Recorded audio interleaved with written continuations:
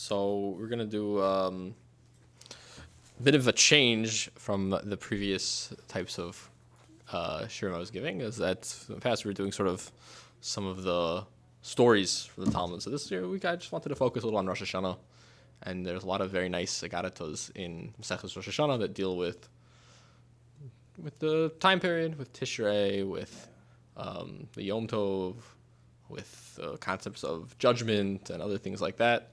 So I figured I just wanted to maybe focus a little bit on Rosh Hashanah. Only a couple more days before Rosh Hashanah, the big day. Really one of the biggest days of the year. So let's talk about Rosh Hashanah. So I just wanted I saw a quick vorp. I can't help myself. I saw a very nice vorp from Chassidus vorp, so I'll just say it. So we say in Tehillim, Kapitel Kuf Lamed, we say, Ki imcha haslicha leman tivarei, right? Because it's with you, Hashem, haslicha, with you is forgiveness, in order that you should be feared. It's a very interesting pasuk. With you, you have the ability to forgive sin. In order that you should be feared, it doesn't really seem to fit. Usually think that a person who has an ability to get you off the hook is someone to not fear. So unless he decides to get you off the hook. Right. So what's the understanding of this pasuk? So it says that it's only when we realize that Hashem is the one where we can go to for forgiveness that we can come to fear. Why is that true? Because if a person doesn't realize that about Hashem, a person thinks Hashem's, Chas v'shalom, not to get him or something like that, God forbid, then a person could come, the fear, the yira that he'll have is a yira that leads him to atzvus, to sadness, to sort of getting depressed and not feeling like he's a capable Eved Hashem. Whereas when a person recognizes and says, if I want to fix everything I've ever done, all I have to do is go to Hashem. I mean, you don't usually think that in civil law, when you do something wrong, you don't really want to go to Yehor. It's the last place you want to go. But in Yiddishkeit, it's really the exact opposite. The way to fix maybe what we've done wrong is specifically by going to Hashem, and that's how we fix what we've done wrong. And when we fix what we've done wrong, that's how we attain a true concept of Yir Shemayim, which is a very, very important thing. Obviously, there's a lot of levels of Yir Shemayim, but that's really the prerequisite to Yir Shemayim is recognizing Hashem is the one who can give us the mechila and the slicha that we're looking for. Okay, so that's what I wanted to say. So we can go with the proper attitude to Rosh Hashanah. It's not again. There's a lot of levels and a lot of different types of the way the person can do on Rosh Hashanah. But it's not meant to just be, this just a scary day. There's a lot of aspects to it. Okay, so the first thing I want to talk about, the first part of the sheet, is so there's also pasuk in Tehillim. It says, so I'll read the Hebrew.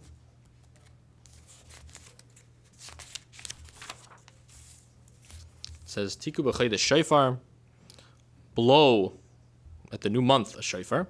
B'kesel yom chagenu, right? At the appointed time for our festival. Yeah, b'kesel yom chagenu.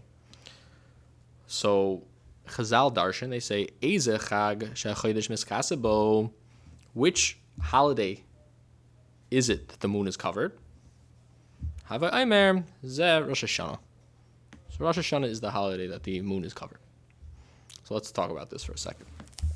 So, of all the different Yom Tovim on the Jewish calendar, we can think of pretty much all of them. If you go through Pesach, falls out in the middle of the month, there's a full moon. Sukkot, 15th of the month, there's a full moon. Shavuos falls out on the 6th of Sivan, so at least there's a partial moon. Hanukkah, Purim, also Hanukkah's towards the end of the month, so the 25th of Kislev also there'll used to be a partial moon. The Purim's also in the middle of the month, so pretty much most Chagim we have fall out somewhere in the middle of the month. where there's at least a little bit of a Levana moon. And yet Rosh Hashanah we see there's no moon. And more so we see that the Pasuk, Tehillim, and Chazal say this is a unique aspect of Rosh Hashanah, a noteworthy point in Rosh Hashanah. So what's going on here?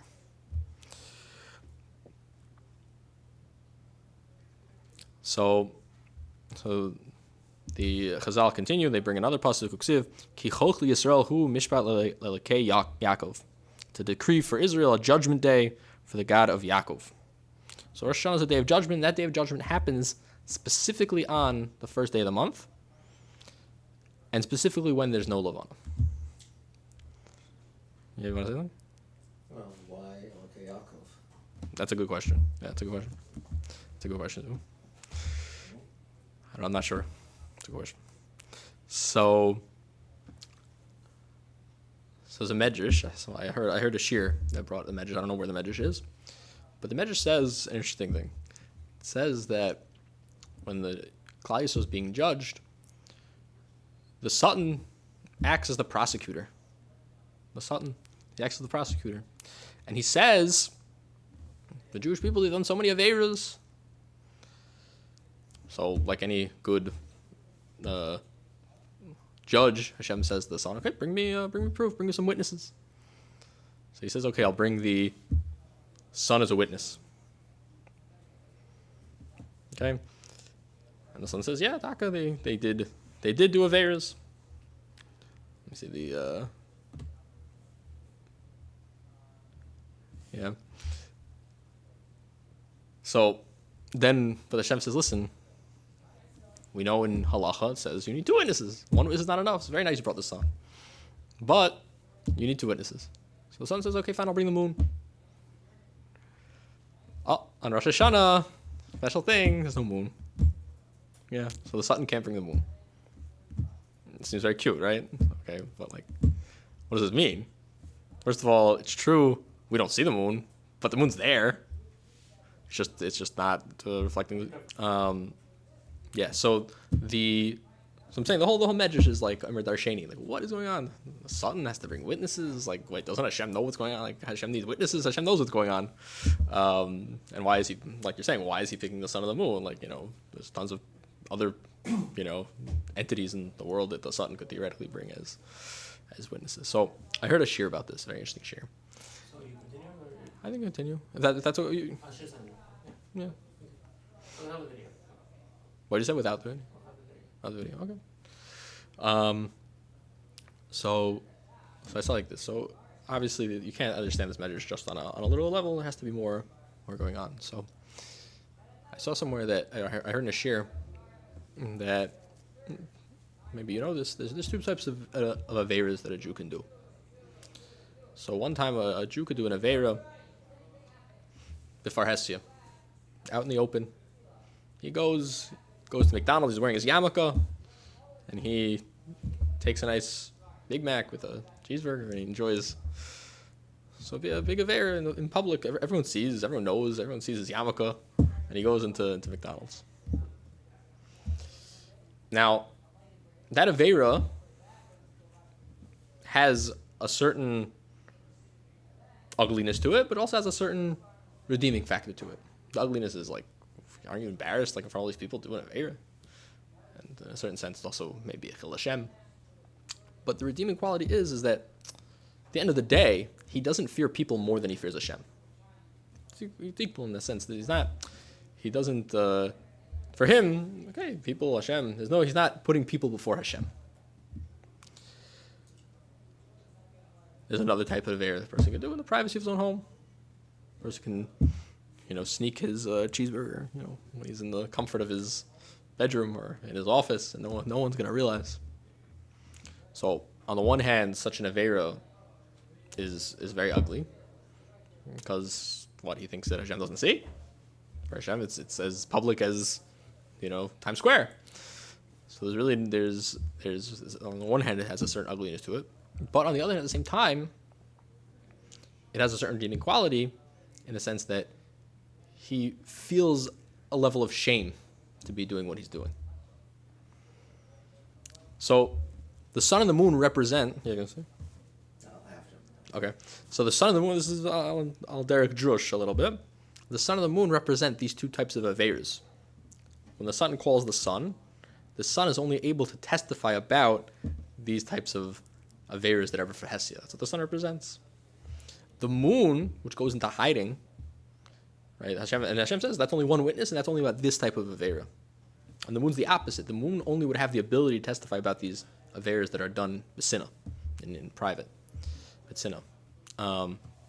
So the moon, anyway, right, goes into hiding. So it really doesn't even have an ability to say its testimony. So these are the two perhaps what it's representing by the sun and the moon. Yeah. You want to say something? You want to say? You had a comment? My brother, a long time ago, as a Zionist, was wondering whether he should wear a kippah or not. He was thinking about it. But he said, well, when he goes into McDonald's and orders a cheeseburger, he didn't think it would be a good idea. He decided not to. Right. It's a big challenge that people, when they're becoming more... It was definitely not religious. So. Right. It's a big challenge when people are becoming more Jewishly identifiable. Like, what do I, how public should I make it? Because whatever I do, the more signs I have of my Judaism, the more it obligates me. You don't want to go too fast because you could, burn out. So I think a lot of people have that. Little bit Judaism that I certainly knew, a little bit that I used to know, and now I know a bit more, but still not that much. Various friends will call me rabbi, of which I'm nowhere near. Okay, one day. Okay, so that's the Kesel Yom Chagenu. So again, Rosh Hashanah is unique in this aspect that there's no moon. Unlike the rest of the months. And I just want to explain that one a little bit more. Just the mitzias of it is that the moon we know has a 29-day cycle. I think it's, let me just see, is that exact? 29 and a half days. Right, so that basically a Jewish month can either be 29 days or 30 days, basically depending on when the new moon is sighted. So the moon basically on Rosh Chodesh, basically at the Moilad, that's when the new moon appears. But before that, it's actually hidden. So the new moon, when it appears on Rosh Hashanah, before that, it was hidden. So on Rosh Hashanah, the moon is actually hidden. And at some point on Rosh Hashanah, that's when the Moilad happens. That's when the moon appears. So Does it appear before Rosh Hashanah can start? Otherwise it won't be. So usually the new moon appears. That's a good question. I was wondering about that. I'm pretty sure that once the new moon is seen, That's why it's 2 days of Rosh Hashanah now. Well, because we have a suffix. Well, Even in Yerushalayim. Even in Yerushalayim, it's true because the suffix is when it's gonna be seen. But once it's seen, that's already Rosh Chodesh. That would be Rosh Hashanah. Okay, fine. We'll move on from there.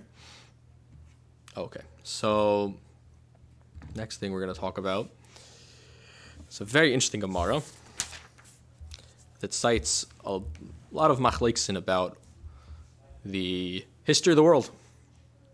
Yeah. So it's the second source on the sheet.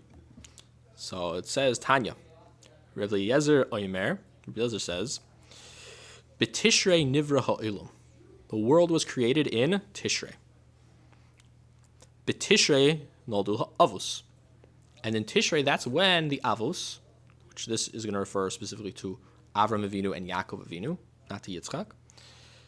That's when they were born. So Avram and Yaakov Avinu were both born in Tishrei.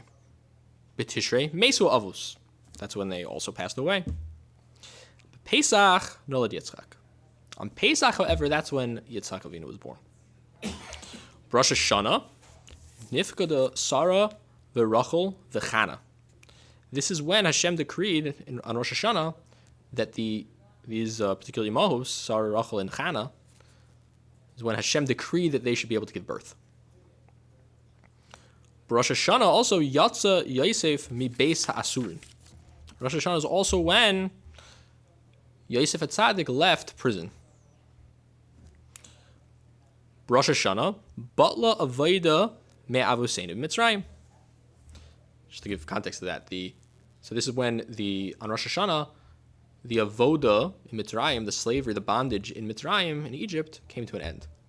So the basically the story of the Exodus was basically a year long. It started on Pesach. 6 months later, by Rosh Hashanah, about 6 months later, that was when, even though the plagues were all going on, that was when they were actually no longer doing work for the Egyptians. And then already a few more months later, that's when we actually left, and that's Pesach. That was the cycle of the Exodus. Let's do a few more. B'Nisan nigalu Yisrael. B'Nisan, that's when we actually left Mitzrayim. Uvetishrei asidin li'igolil. But in Tishrei, that's when the future redemption is going to be. Rabbi Yeshua Omer. So now Rabbi Yeshua argues on a lot of the items we just mentioned. So again, that was Rabbi Eliezer. Now we're going to hear Rabbi Yeshua's opinion about when a lot of these events happened.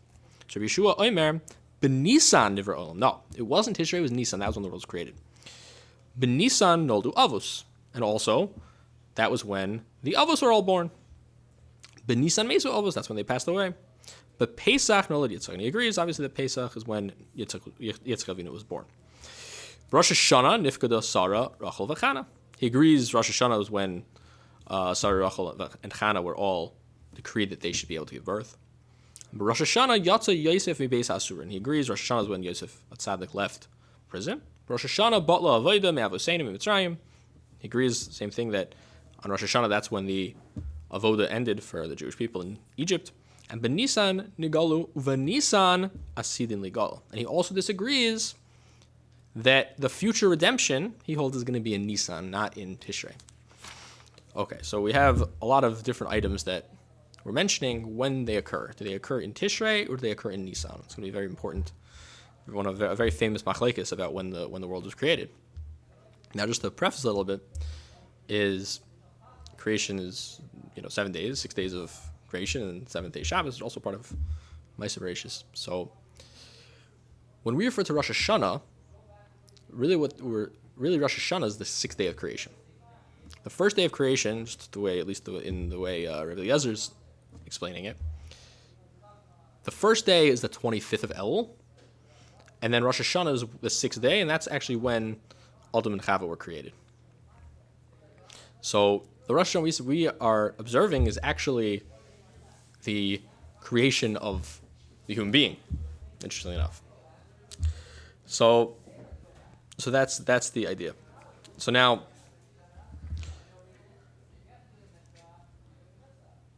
fine. So now let's maybe talk about a few of these things. What does it mean? What is Rabbi Eliezer and Rabbi Yeshua arguing about? So perhaps first, maybe just to preface a certain point about time. What's this like? Why is time so important? And what is this cycle of the calendar? What does it mean to us? So really, you can think of time in two different ways. Two ways to think of time, and both in a way are true. Time works in a linear way, meaning there's the start of the world, and we've been counting, ever since then. I think we're holding by 57, 84, almost 85, right? So been here a while, and we're moving up.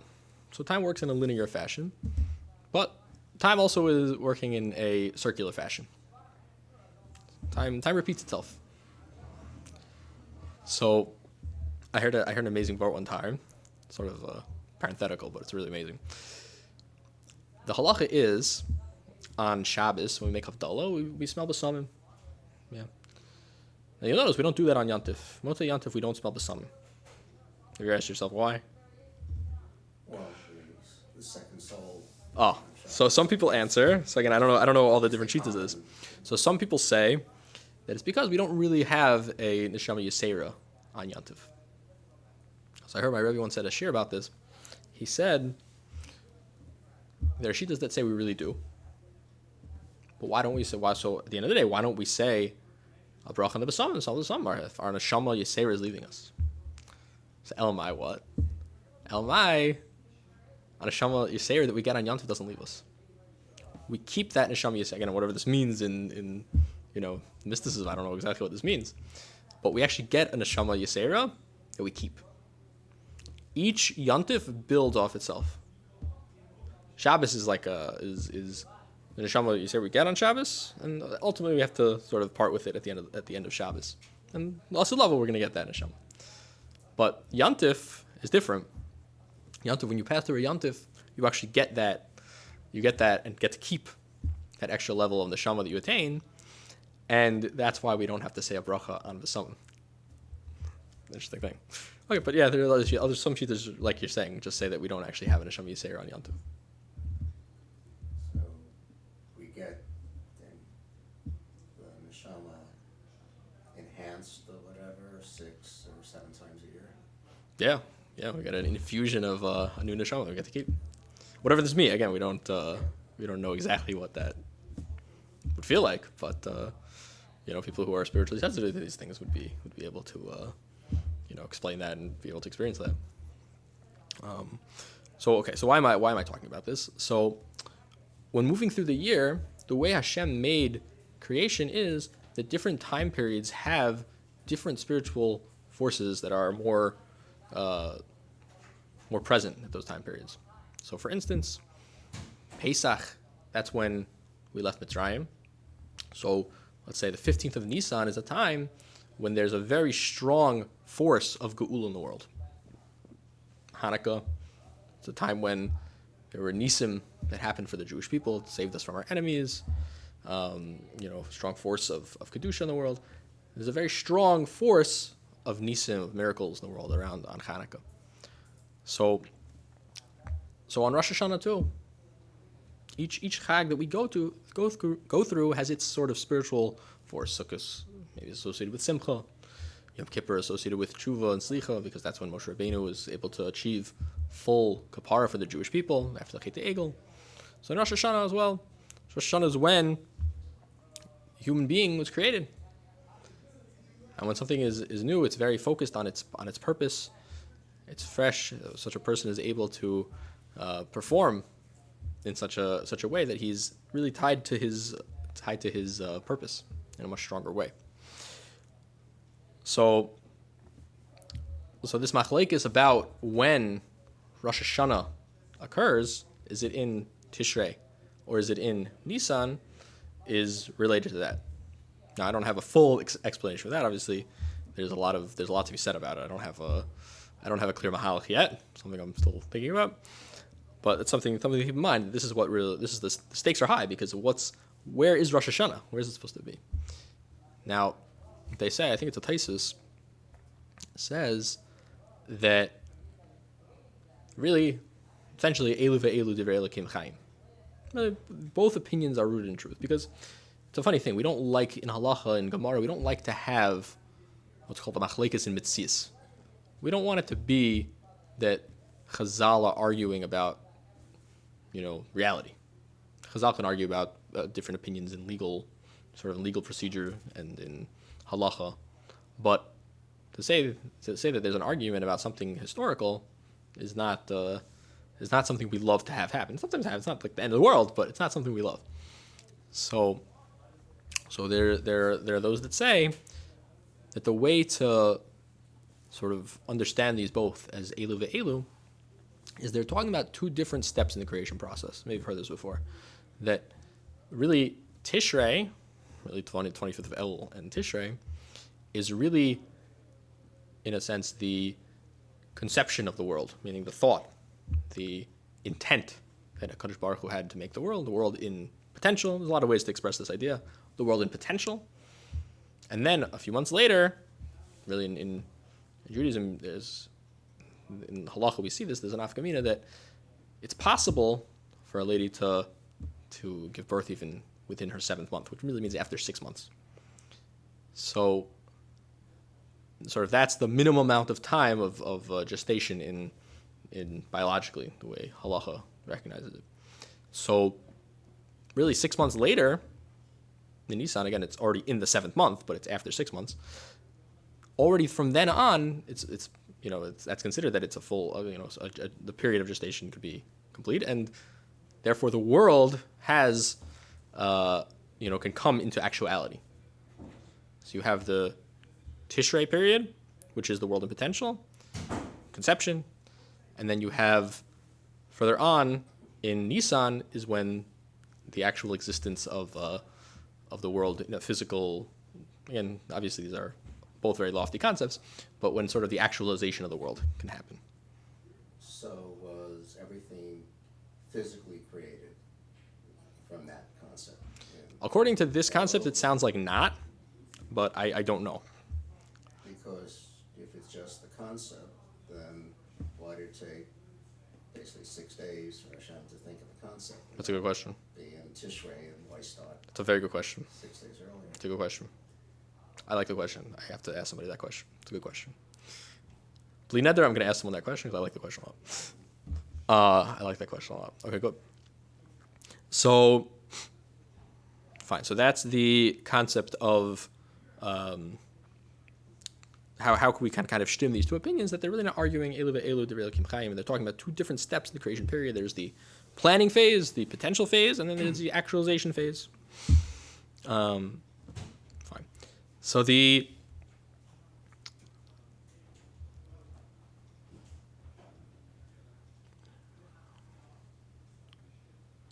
one interesting hint to this I've seen. I also heard Rabbi David, who was here yesterday, he mentioned this point a little bit. So we know there's such a Gemara. It says that 40 days prior to conception, the Abaskal goes out, mentions, son of this so-and-so, will go to the daughter so-and-so. It mentions who their shidduch is going to be. So there's a very one of the happiest days on the Jewish calendar is a day called Tu B'Av. Yeah, and on Tu B'Av, a lot of things happened. One of the things they say is that's when the nights start getting a little longer. You can learn Torah at night, but it actually happens to be one of the days associated with Shidduchim. So interestingly enough, I believe the Mishnah says they're the two happiest days. the two happiest days are what? Kippur. Yom Kippur and Tu B'Av. There you go. Because the women go out to dance. Right. So it's a day associated with Shidduchim. Now, interestingly enough, 40 days. We said the world was created when? On Chaf Hey El. 40 days prior is Tu B'Av. So that's Rabbi Yom Kodem, the Bria of the world. That's when. That's why we're so happy on Tu B'Av, because that's when the Baskel's going out. Very interesting hint. Okay. Fine. Let's keep going.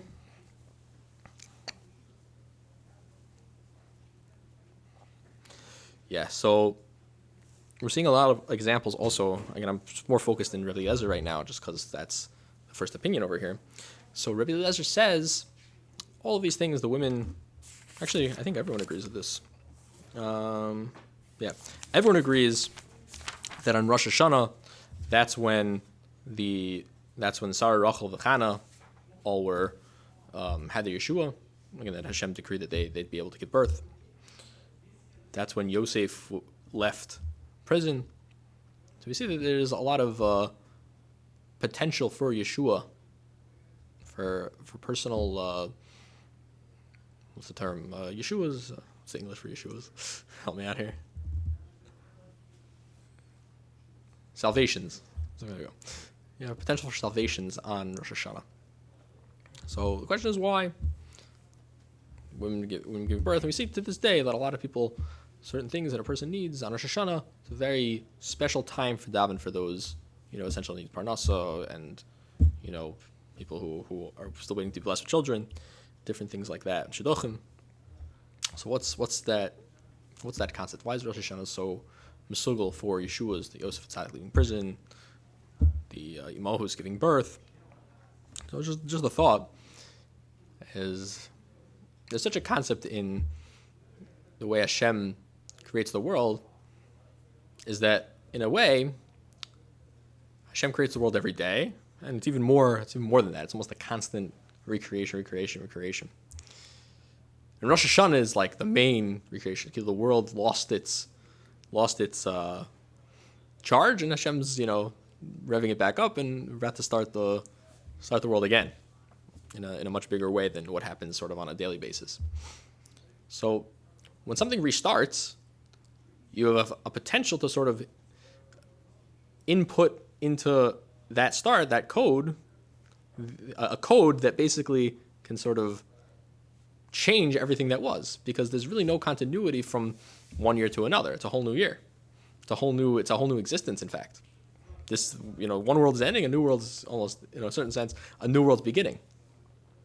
So in as much as that's true, we have a potential to create for ourselves, or really to have Hashem create for us, a whole new existence. That's why a person who, God forbid, was in captivity, like Yosef Atzadik, could come out. Like people women who were barren could have children. So it's important to think about this for ourselves when we're on Rosh Hashanah, that what we can be, what we can, perhaps accomplish. Okay, let's do one more Gemara. It's already getting a little late, so let's just do one more Gemara, very interesting Gemara. So it says, I'll just do, So I don't think I put this on the sheet, I'm sorry, but I saw it later, so it's not on the sheet, but I'll read it. I'll read the English. Rabbi said, why do we blow the shofar of a ram on Rosh Hashanah? Yeah. An ayil. Why do we blow the shofar of a ram on Rosh Hashanah? So the Holy One, blessed be He, said, blow before me using a shofar of a ram, so that I will remember for your sake Akedas Yitzchak, the binding of Isaac, the son of Avram, and I will consider it for you as if you bound yourselves before me. So we know there's a big association between Rosh Hashanah and Akedas Yitzchak. We're trying to sort of reawaken the merit of Avram Avinu's great act of Akedas Yitzchak. So the question is, okay, so now I, maybe spend a little extra money, work a little extra hard to find the shofar of an ayil, of a ram, as opposed to some other type of animal. And all of a sudden that's like on the level of Avram Avinu's Akedas Yitzchak, that Hashem says, He says, Umala ani aleichem, I'll attribute it to you as if you bound yourselves in front of me. Like the greatest act of self-sacrifice. Just because I went a little bit into my pocket to try to spend a little more to buy a shofar of an ayil. Most people, that's pretty much the only shofar you can buy nowadays. I don't know if they have other types of shofars. I don't know. I'm not so sure. But this is really such a great act on that level of Akedas Yitzchak. So, I don't know if this answers the question completely, but I saw a very interesting idea from Rav Dessler that Rav Chaim Friedlander says from Dessler. So there's the concept of schus avos. So normally, a person needs something, and we as the Jewish people, we try to rely on our schus avos. So a lot of times we think, what does that mean? Okay, well, my great-great-great-great-great-great-grandfather, Avram Avinu, did tons of mitzvahs. He racked up a lot of, money in the points, for airlines, whatever, in the bank. And now I can sort of take get a withdrawal of that schus. That's how usually we think of it.